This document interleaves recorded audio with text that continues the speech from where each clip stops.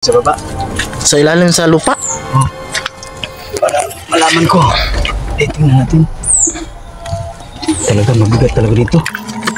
Talagang mabigat. Grabe ang bigat talaga. Ha? Grabe ang bigat talaga. Malakas ba? Grabe ang lakas. Mabigat nga. Oh, mabigat. Grabe ang bigat talaga. Grabe. Kaya nga hindi yan. Kaya nga mabigat kasi may karga ka sa likod eh. Ha? Parang giniloko mo lang ako eh. Yan o, may karga ako kaya mabigat. Bakit nakalagay dyan? Di ko alam. Ano naman kanina eh? Kaya pala mabigat eh. Ginagago mo lang ako, busing. Umalis ka na lang, busing. Baka mapatay pa kita para may kundinar na akalag dito. Ay.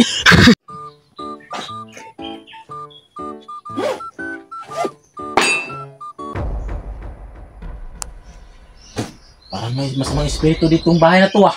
Kaya nga sinira ko eh. Kailangan tumawag sa sources.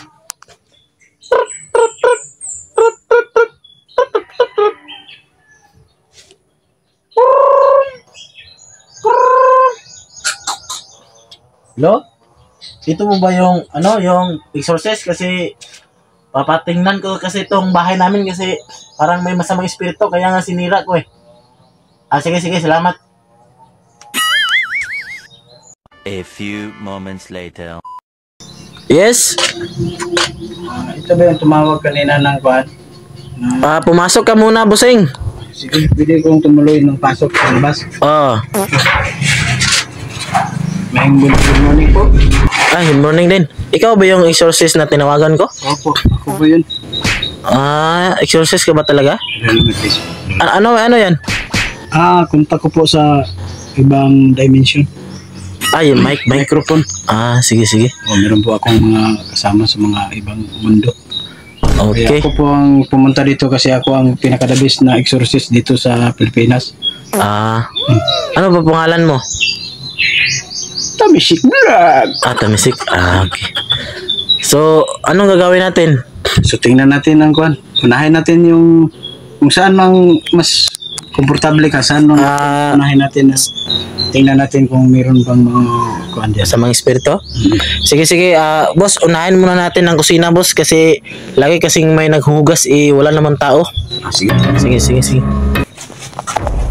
Boss. Banda? Dito ba banda? Diyan, boss. Sige, boss. Dito may nararamdaman ako. Ano, boss? Parang hindi talaga kuhan. Komportable ka dyan?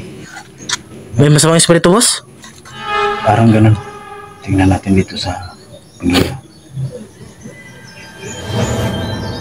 Ano yan? Ayan. Ano? Nararamdaman ko na. Anong nararamdaman mo, boss?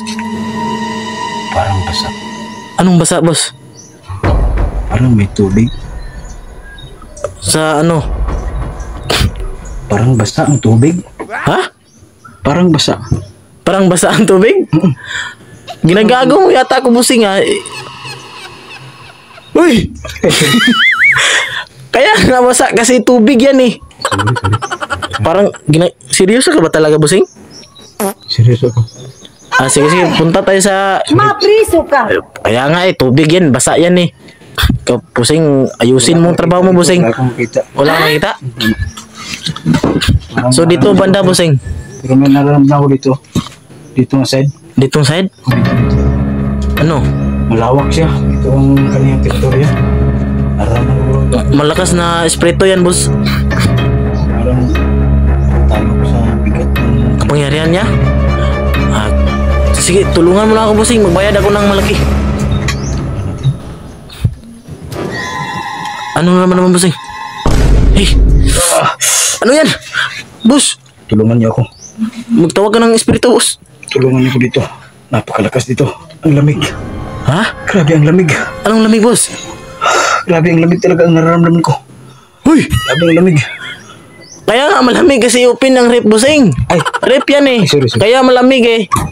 Ayusin mong trabaho mo, busing. Ikaw ba talaga exorcist, busing? Sorry. Ano ba yan? Rosas yan, busing. Hindi yan, Mike. Parang ginagago mo ako, busing ah. Alika nga, busing. Dito tayo sa tulugan ko, busing. Kasi laging may umiiyak na bata dito kasi. Dito? Dito sa higaan ko. Tingnan natin dito. Sige, busing ah. Tingnan mo, busing. Baka meron namang batang umiiyak.